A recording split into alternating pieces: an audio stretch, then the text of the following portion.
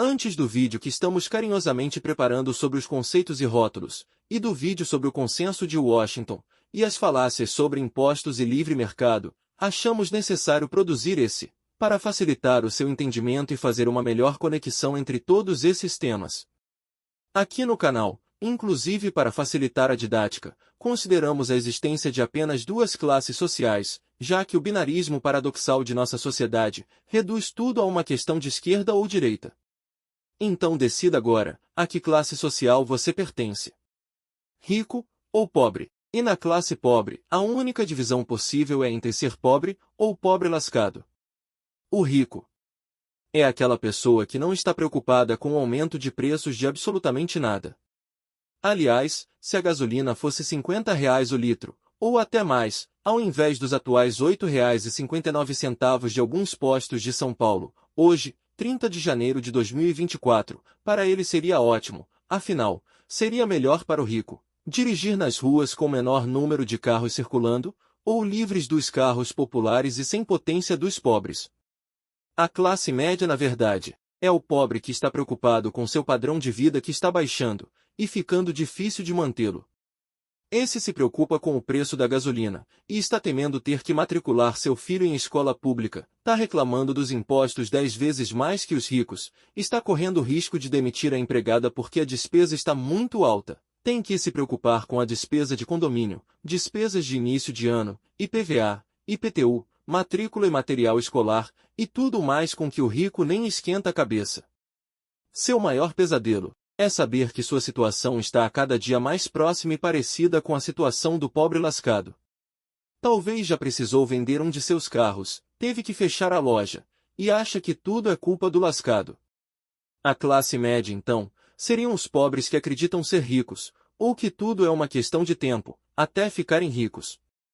Os ricos, em sua maioria, reclamam dos impostos porque têm despesas com suas grandes empresas, e nunca vão achar justo qualquer imposto que pagarem, sempre e eternamente, vão dizer que pagam impostos demais, e vão exigir mais isenções, e menores responsabilidades trabalhistas e sociais, e parecem acreditar que todos os devem alguma coisa, por serem pessoas que geram empregos precarizados.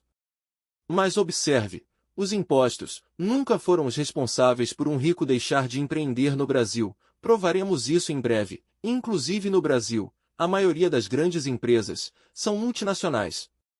E agora, depois das reformas trabalhista, previdenciária e reformas administrativas, além de exonerações e perdões fiscais, dinheiro dado a bancos privados, MP do trilhão, e tudo concedido a bancos, petroleiras e mineradoras multinacionais, e que não contemplam aos empreendedores pobres e de classe média.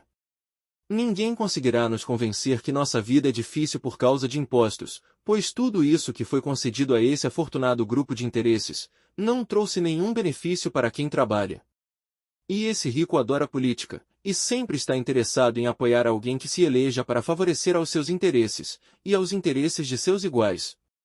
Esse rico consegue administrar o tempo para aprender sobre política, e até neuromarketing, de modo que quem trabalha jamais terá tempo e dinheiro para fazer.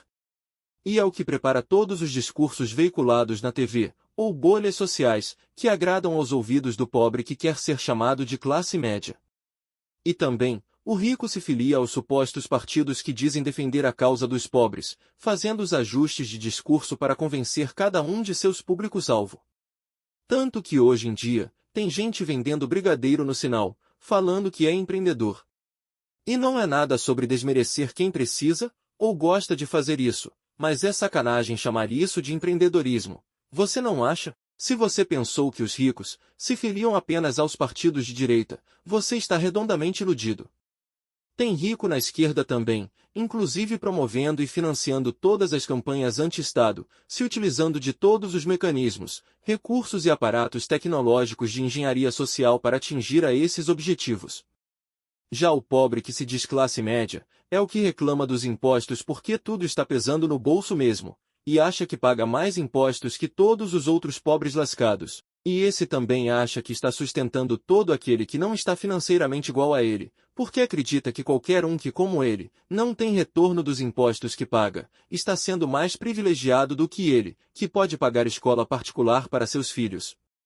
É o pobre de classe média, que não posso dizer todos, mas a maioria, o que faz militância em favor dos interesses dos ricos, e que desprezam, mas dependem do pobre lascado para fazer concertos em sua casa, para ter água encanada e tratada em casa, para poder tomar seu banho quente, ou para ter sua casa construída. Foi interessante e prazeroso assistir ao baixo funcionalismo público de Minas Gerais, que em grande maioria apoiou ao projeto privatista e de redução do Estado de Minas Gerais, elaborado pelo governador e sua equipe, estarem apoiando aos professores e opositores do governo no dia de votação do regime de recuperação fiscal do Estado, e que cujo projeto foi aprovado e congela os salários desses servidores por 9 anos, com perda do poder de compra de seus salários em torno de 65%.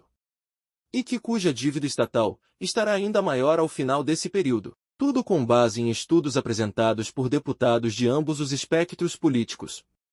Acreditaram que tais prejuízos não os atingiria, ficando com os prejuízos apenas os professores e os demais trabalhadores. Assim é a tal classe média, o resto é tudo lascado mesmo. E esses estão em maior número, e é onde eu me encontro. Mas vou fazer algumas observações sobre os lascados. Estamos utilizando o termo pobre lascado, não com o intuito de insultar ou ofender, mas apenas para deixar bem claro qual é a situação dos assalariados em nosso sistema tão desigual. Considere o termo em caráter de humor, e apenas para referência à dificuldade da maioria de ter o mínimo digno, também sustentado com trabalho digno e honesto. Assim, estando esclarecido, considere estar lascado qualquer pessoa assalariada ou desempregada com filhos, que tenham algumas proporções de renda em relação ao número de dependentes. Mais de 90% dos lascados ganham até R$ 3.422 por mês, e 70% desses ganham até 2 salários mínimos. Então, segundo esses números, se você ganha mais de R$ 3.500 por mês, você já está entre os 10% mais ricos do Brasil. Tanto que o Sr. Jegues se referia a pessoas com essa renda, como sendo os super ricos do Brasil. Porém, na prática, se a pessoa ganhar 10 mil e tiver 4 filhos, ele também é um lascado em algum nível. Existe o lascado que trabalha e paga a prestação de sua casa ou imóvel financiado em 25 anos, ou seu carro em 5 anos, e que quer ser chamado também de classe média. Esse provavelmente não é o que ganha até 2 salários mínimos, pois o que ganha até 2 salários mínimos mal consegue pagar as contas, já não tem carro, ou até mora de aluguel. Observe que nem todos os lascados recebem benefícios do governo. E se formos considerar os auxílios dos políticos que elegemos, estaremos sendo moral e eticamente corretos se julgarmos as pessoas que só querem viver de assistencialismo? Muitos ainda têm seu orgulho próprio e dignidade, e não querem e não merecem ser confundidos com aqueles que não gostam de trabalhar e que só querem viver de assistencialismo, como muitos dos que recebem as bolsas e vale-gás, dentre outros tipos de assistencialismo, que nunca são para, ou vão atender às necessidades dos que realmente trabalham. Reconhecemos sim, que dentre os lascados, existem mesmo um número muito grande de pessoas que não querem trabalhar de jeito nenhum. Porém, não façamos generalizações apressadas. Existe uma classe tão infeliz de lascados, que sequer atendem aos requisitos do programa Minha Casa Minha Dívida, para que consigam se beneficiar do tal programa, e sair do aluguel. Então, se você é o pobre de classe média, por favor. Se você odeia, pare de odiar todos os lascados do mesmo jeito, afinal, não somos todos iguais. E existe ainda um grupo dentre nós, formado em sua maioria por homens, que inclusive já tiveram casa e família, mas que perderam tudo por acreditar em pessoas que tiraram tudo deles, restando apenas a rua, como seu lar. Infelizmente esses são considerados da mesma forma que qualquer fracassado ou viciado, e recebem o mesmo tratamento dispensado aos bandidinhos de má índole que acabam parando na rua. Pois os bandidos de verdade acabam morrendo muito antes de se tornarem moradores de rua. Esses que se abrigam nas ruas são os pobres lascados invisíveis, e que nem sempre são os que conseguem aprender a roubar para comer. E o seu número aumentou bastante nos últimos anos. Observe que qualquer um de nós lascados pode não estar livre de se tornar mais um morador de rua. Pois quando uma família é despejada, provavelmente foi por alguém ter feito a escolha de alimentar a família, ao invés de pagar o aluguel, por não ter conseguido dinheiro para fazer as duas coisas. E o Estado mínimo no Brasil sem impostos será assim. Quando não existir mais a opção da escola pública, o pobre lascado não vai mais estudar, porque o Estado mínimo não sustenta escola pública. Aliás, tudo foi privatizado. Inclusive o SUS. Isso mesmo, aquele SUS que atendeu ao Olavo antes de morrer, quando passou mal nos Estados Unidos. Curiosamente, ele era um dos maiores militantes a favor do privatismo, mas voltou correndo para buscar tratamento do SUS do Brasil, quando ficou mal. E não estamos sendo insensíveis ou felizes com o que aconteceu àquele homem. Apenas estamos citando o exemplo da falta de coerência, inclusive dos gurus, que defendem o absurdo de acabar com tudo que é público, sob o pretexto de uma suposta baixa de preços e melhoria de qualidade de serviços, sendo que até agora, nenhuma privatização resultou em nada disso, e inclusive com o resultado contrário ao que se acreditava. Posso deixar como exemplo a privatização do metrô de BH e da BR Distribuidora. No último caso, basta comparar o preço dos combustíveis, e se a dívida pública realmente foi reduzida. Aliás, eu defendo a ideia de todos que defendam a privatização do SUS, devem se mudar para os Estados Unidos e nunca mais buscar o SUS, sendo coerentes na prática e no discurso, e continuando a descrição do Brasil anarcocapitalista de Estado mínimo. E se você sofrer um acidente de trânsito, é bom ter dinheiro para chamar um médico e socorrista de helicóptero, para te encaminhar ao Hospital Albert Einstein, ou Sírio-Libanês. Afinal, não existe mais hospital público, pois o Estado agora é mínimo. E o Estado só consegue sustentar as regalias dos nossos 513 deputados e 81 senadores, além de prefeitos vereadores, e a galera de altos cargos do judiciário.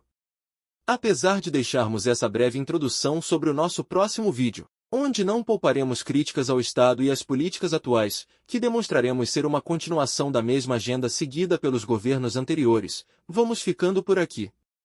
Agradecemos por merecer seu tempo e atenção até o final desse vídeo. Deixem seus comentários, curtam e inscrevam-se, para que esse conteúdo seja recomendado pela plataforma.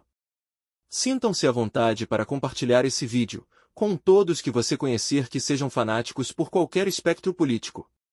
Muito obrigado e até o próximo vídeo.